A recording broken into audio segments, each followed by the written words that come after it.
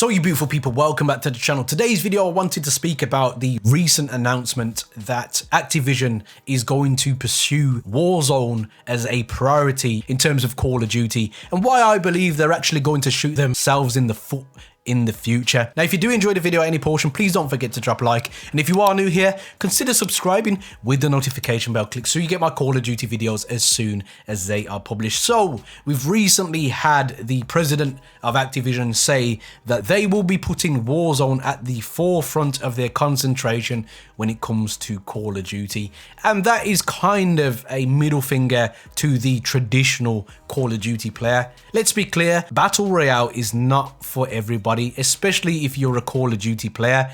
Most of your years would have been about fast, frantic, gun-on-gun action, gunfights every single second of the game. And that is an addictive proposal, especially when you combine the kill streak system into that. Even though I personally enjoy Battle Royales, I still like to take a break away from them sometimes, specifically when I am playing on my own. Playing solos is a rough experience on most Battle Royale games, especially when it comes to Warzone. Now, Activision have been in their full bullshit mode as they usually are, which is they have the conference call with the investors and you get people like Charlie Intel siphoning the information over to us. And we found out that 250 million players have played Warzone. But I wonder how many of those people have actually continually play the game. I've spoken about this previously in other videos where people have owned up to having 30+ accounts due to them being hackers, and I wonder how many people have inflated the numbers by doing stuff like this. How many people have restarted a new account because they wanted a better KD than their last account? How many people have switched over because they had a old YouTube name like Mr. Trakky and decided to create a new account because they just wanted it simply to be Trakky? I've been there, done that. So these sorts of things inflate the numbers, and if the numbers were exactly what they were, then Activision would be quite proud to show off that player count again, wouldn't they? It's all smokes and mirrors. It's all a game and a spin on words to make it look like this game is performing better than it actually is. But it isn't, and I'll tell you why it isn't. We are currently in a situation in most countries in the world where you can't go outside on your own accounts. When I say this, I mean where I am now is currently another lockdown. If you're caught outside by the authorities and if they're being really pissy about things, you're more than likely going to get in trouble, get a fine or something like that. It's kind of a deterrent to keep people away from coming out their front doors, and the virus is just rife. So you've got a lot of people in the camp that are really scared, and you can't go out and have a meal with your missus. You can't go down a pub for a drink. You can't really socialize unless you're in your own bubble. So the reality is most people can't be bothered with the nonsense and would rather stay at home. I'm one of those people. I really want to go out and live my life, but I just can't deal with the headache of being pulled over and being stopped and questioned about what I'm doing, when in reality, I should be going about my business freely anyway. So what do? We stay at home, we watch films on Netflix, we get bored. And if you're someone like me, a gamer, you play games. And you better believe that most people who are gamers right now are going to be playing games because that is the best way for them to socialize with their friends. You get on your PC or your PlayStation 5 or your Xbox, you put your headset on, you jump in a Discord, a party chat, and you chill with your friends because you know you're not going to give anybody a virus over a microphone. And you can still effectively socialize with those very people by playing a game. I mean, yesterday I played the likes of Valorant with my mates and drunk a couple of ciders. I'll be doing the same tonight because that is all I can really do. I can't take my missus out for a nice steak. I can't go to the cinema.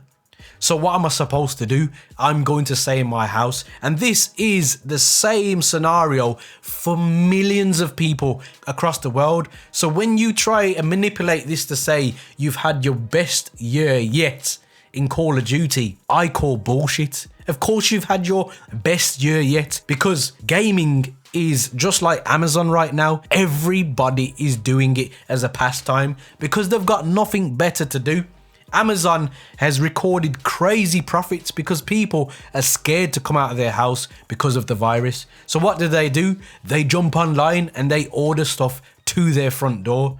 Just like gamers jump online and effectively have their friends at their front door because they can play games over a microphone, as I've stated already. Now, Activision has chose this information and these statistics to correlate it as to people are liking Warzone a lot better than they've ever done, and they're going to put all their eggs in the basket and kind of push the traditional aspect of multiplayer 6v6 to the side. They've not said they're going to stop working on it, no, but it's evidently clear from the state of Cold War that this is what they want and was always their goal. Battle Royale is hot. Battle Royale is the #1 popular thing really in gaming right now. There are so many variations of it, but not everybody out there is a Battle Royale fan, and specifically Call of Duty players, we want our next fix for a kill instantly.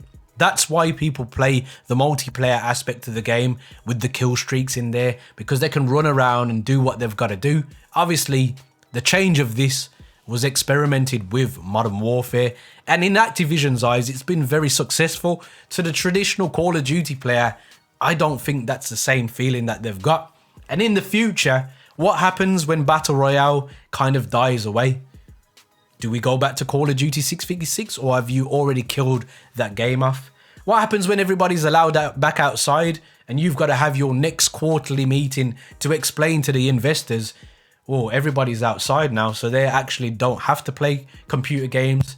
Maybe then that's when Activision will realize they've made a really bad move. And that's what I think they're actually doing, but it's their prerogative at the end of the day. And if that's what they want to do, then they can do it. But for me, it's a massive up yours to people who have been dedicated to this franchise and the 6v6 aspect of the game. It's exactly what made Call of Duty the juggernaut it is right now. So how can you disrespect it in the manner where you're going to put that to the side and prioritize a free-to-play game? Why not just make Call of Duty in its entirety a free-to-play game and then concentrate on your MTX and stop doing the yearly releases and have something similar on console and PC to Call of Duty Mobile, where you can have operator skins, you can have gun skins that you can buy and effectively continually use that every time Call of Duty has a new update and looks different because you've reskinned the game to suit another era. Guys, down in the comment section, let me know, do you believe Call of Duty really is as successful as Activision's making out, or do you believe this is all a play on words? Guys, there are many buttons you could hit, but like and subscribe button, I hope they tickle your fancy. And as always, guys, don't forget to stay on the right track. Peace.